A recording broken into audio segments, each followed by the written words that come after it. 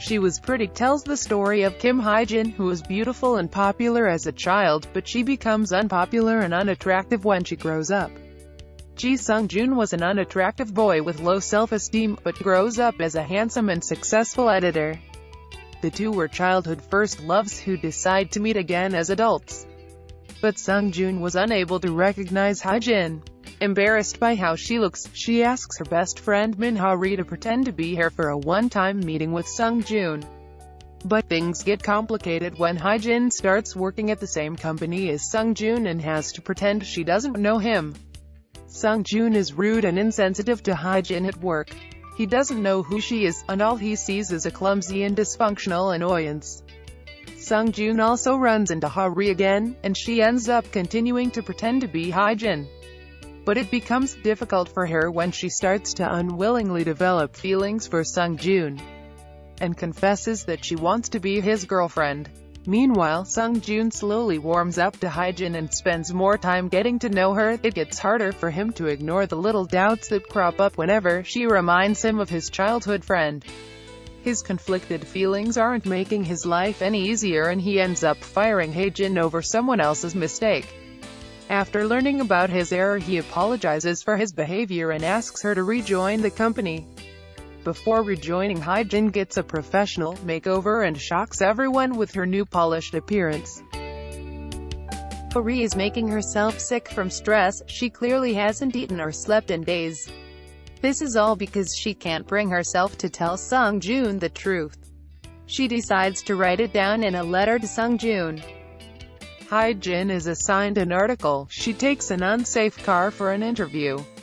Sung-joon rushes to find Hye-jin when he hears of an accident of a female driver on the news. He arrives at the scene terrified, but is relieved beyond words to see her safe. And he enfolds her in a desperate hug. Hye-jin reflects on Sung-joon's changed behavior and decides to tell him the truth about their friendship.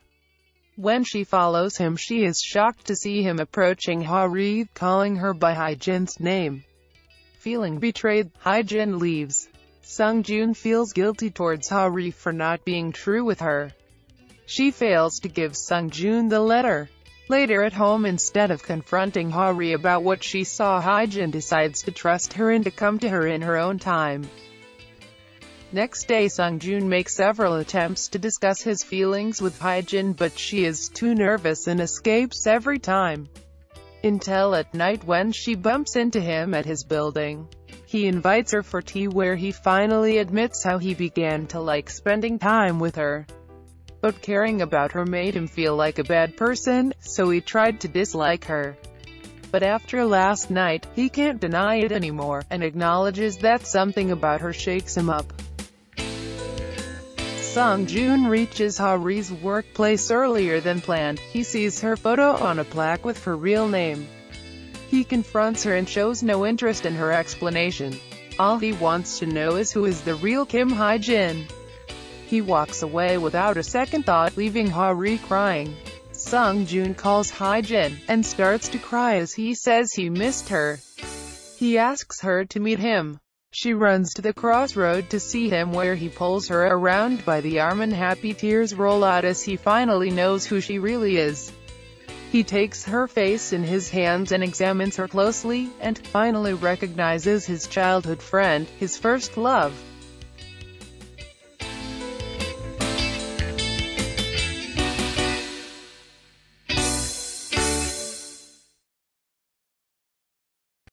Love you.